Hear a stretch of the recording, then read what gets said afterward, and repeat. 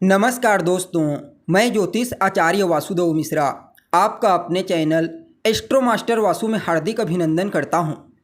दोस्तों, आज का यह ज्योतिष का कार्यक्रम आप लोगों के लिए यानी कि कर्क राशि वालों के लिए बड़ा ही खास और महत्वपूर्ण कार्यक्रम साबित होगा। आज हम बात करेंगे ग्रहों के सम्राट सूर्य के राशि परिवर्तन प्रभाव के बारे में। जी हाँ, भुवन भास्कर सूर्य बीते 17 अक्टूबर 2024 के प्रातःकाल 7:54 पर अपनी वर्तमान कन्या राशि को छोड़कर अपनी नीच राशि तुला राशि में प्रवेश कर चुके ने, जहां कि वो आने वाले 16 नवंबर 2024 की प्रातः तक रहेंगे और इसके पश्चात वृश्चिक राशि में प्रवेश कर जाएंगे। तो ऐसे में आप सभी कर्क राशि के जातकों के लिए सूर्य का नीच राशि में गोचर करना क्या परिणाम लेकर के आया है। जी हाँ, इस गोचर काल के दौरान कहाँ कहाँ पर आपको विशेष लाभ की प्राप्ति होगी तो कहाँ कहाँ पर आपको सावधानी बरतने की आवश्यकता होगी। साथ ही साथ सूर्य के इस गोचर प्रभाव को और ज़्यादा बेहतर बनाने के लिए और इसके अशुभ प्रभाव को दूर करने के लिए क्या उपाय आप कर सकते हैं, सभी बातें आपको विस्तार के साथ बताने वाले हैं। इसलिए वीडियो में लास्ट तक बने रहिए। और अगर आप अपनी जन्म कुंडली पर हमसे परामर्श लेना चाहते हैं तो आपको हमारा कॉन्टैक्ट नंबर डिस्क्रिप्शन बॉक्स में और स्क्रीन पर मिल जाएगा, जहां से आप या तो व्हाट्सएप के माध्यम से या फिर डायरेक्ट फ़ोन कॉल के थ्रू अपॉइंटमेंट लेकर अपनी जन्म कुंडली का बड़ी बारीकी से अध्ययन करवा सकते हैं।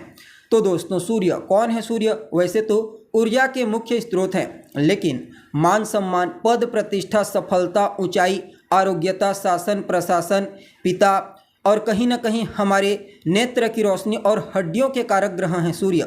जब जन्म कुंडली में बलवान होते हैं, मजबूत होते हैं, तो फिर जातक को जीवन के हर क्षेत्र में श्रेष्ठ सफलता की प्राप्ति होती है। मान सम्मान, पद प्रतिष्ठा, ऊंचाई की प्राप्ति होती है, आरोग्यता, शासन प्रशासन से लाभ मिलता है। ठीक इसके विपरीत सूर्य अगर जन्म कुंडली में किसी भी प्रकार से कमजोर पड़ते हैं, पीड़ित होते हैं, तो फिर जातक को जीवन काल में बहुत ज़्यादा संघर्ष करना पड़ता है। इसके बावजूद किसी भी फील्ड में कोई श्रेष्ठ सफलता की प्राप्ति नहीं हो पाती। मान सम्मान की हानि होती है, शासन प्रशासन से नुकसान, पिता के साथ तालमेल में कमी, नेत्र संबंधित रोग, हड्डियों से संबंधित समस्या भी सूर्य पीड़ित होकर दे देते हैं। इसलिए इनका बलवान होना बेहद आवश्यक होता है, चाहे फिर जन्म कुंडली हो या फिर गोचर कुंडली। अब देखिए, सूर्य का यह गोचर वैसे तो नीच राशि में हो रहा है और कोई भी ग्रह जब नीच राशि में गोचर करता है तो उसे अच्छा नहीं माना जाता, उसके पास परिणाम देने के लिए पावर नहीं होता। लेकिन इसके बावजूद यह गोचर सूर्य का आप सभी कर्क राशि वालों के लिए कुछ मामलों में बड़ा ही अद्भुत साबित होगा। अब देखिए, सूर्य आपके लिए दूसरे घर के स्वामी बनते हैं, यानी कि आपके कुटुंब, परिवार, खान पान, आपकी वाणी घर के स्वामी और चतुर्थ भाव से यानी कि सुख भाव से गोचर कर रहे हैं। फलतः इस समयावधि में आपके व्यक्तित्व में भौतिक सुख सुविधाओं को प्राप्त करने की चाहत रहेगी और उन चीज़ों को प्राप्त करने के लिए आप ताबड़तोड़ मेहनत भी करेंगे। माता के साथ काफ़ी हद तक तालमेल में खटास ला सकते हैं, तो इस बात का ध्यान रखिए। माता के साथ तालमेल को बेहतर बनाने का प्रयास कीजिए और उनके स्वास्थ्य का भी आपको विशेष ख्याल रखना होगा। अगर पहले से ही कोई समस्या है तो और ज़्यादा आपको ध्यान रखने की आवश्यकता होगी। सामाजिक क्षेत्र में वैसे तो आपका दायरा बढ़ेगा, लेकिन सामाजिक क्षेत्र में इन्वॉल्व होने के बाद कोई भी ऐसा कार्य आपको नहीं करना है जिससे आपके मान सम्मान की हानि हो। और जो लोग राजनीति के क्षेत्र से जुड़े हुए हैं उन लोगों को भी इस समय बिल्कुल भी गैर कानूनी कार्य से दूरी बनाकर चलने की आवश्यकता होगी। हालांकि सूर्य आपकी वाणी को प्रभावशाली बनाएंगे, जिससे कई प्रकार के आपके कार्य भी पूरे होंगे। और जिन लोगों का काम है बोलना यानी कि वाणी से संबंधित कार्य करते हैं, उनके लिए तो बहुत ही बढ़िया रहेगा। लेकिन रिश्तेदारों के बीच, कुटुंब परिवार के मध्य आपकी वाणी में कुछ कड़वाहट उत्पन्न हो सकती है और उसी के प्रभाव के चलते कुछ झिकझिकबाजी, वाद विवाद, तनाव की स्थिति देखने को मिलेगी। तो आपको जब भी आप अपने कुटुंब परिवार के सदस्यों से बातचीत करते हैं तो अपनी वाणी में शालीनता बरतने का प्रयास कीजिए। बाकी पैतृक संपत्ति का लाभ आपको सूर्य अवश्य प्रदान करेंगे और इनकी जो 7वीं दृष्टि है वह सीधे आपके कर्म भाव पर जा रही है।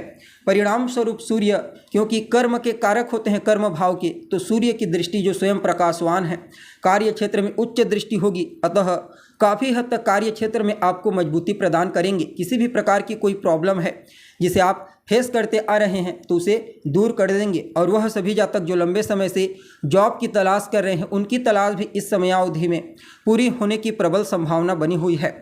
हालांकि सूर्य स्वयं नीच हैं, इसलिए कार्य क्षेत्र में थोड़ा ज़्यादा ही एफर्ट यानी कि पराक्रम करने की आवश्यकता होगी। खास करके वह सभी जातक जो गवर्नमेंट जॉब करते हैं, उन लोगों को थोड़ा ज़्यादा मेहनत करना पड़ेगा। और जो लोग गवर्नमेंट सेक्टर में जॉब के लिए प्रयत्नशील हैं, उनके लिए भी सूर्य का यह गोचर थोड़ा ज़्यादा ही चुनौतीपूर्ण साबित होने वाला है।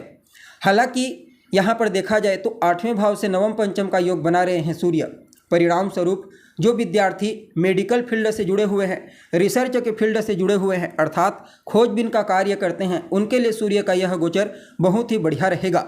आपको आकस्मिक रूप से कुछ अच्छी चीज़ें प्राप्त हो सकती है, जैसे कि या तो आपका रुका हुआ पैसा आपको प्राप्त हो जाए, या फिर किसी नए प्रोजेक्ट में कार्य करने के लिए आपको पैसों की प्राप्ति हो, या फिर आपका कोई बहुत बड़ा कार्य जो लंबे समय से पेंडिंग में पड़ा हुआ है वह पूरा हो जाए। यानी कि कुछ न कुछ ऐसी घटनाएं अवश्य घटित होंगी जिससे आपके मन में प्रसन्नता की भावना देखने को मिलेगी। लेकिन अपने माता के स्वास्थ्य का ख्याल रखना बेहद ज़्यादा जरूरी है। अपनी वाणी पर नियंत्रण रखना बेहद आवश्यक है और गैर कानूनी कार्य से कोसों दूरी बना करके चलनी है। इस समय को और बेहतर बनाने के लिए आप भुवन भास्कर सूर्य की आराधना कीजिए, उन्हें अर्घ्य प्रदान कीजिए और रोजाना आदित्य हृदय स्तोत्र का पाठ करना, अपने पिता का सम्मान करना, अपने बॉस का सम्मान करना और रविवार के दिन नमक का त्याग करना, ये सभी उपाय आपको इस गोचर काल को आपके लिए बेहतर बना देंगे। तो दोस्तों अभी के लिए बस इतना ही। पुनः मुलाकात होगी एक नए और ताज़ा एपिसोड में। तब तक के लिए नमस्कार।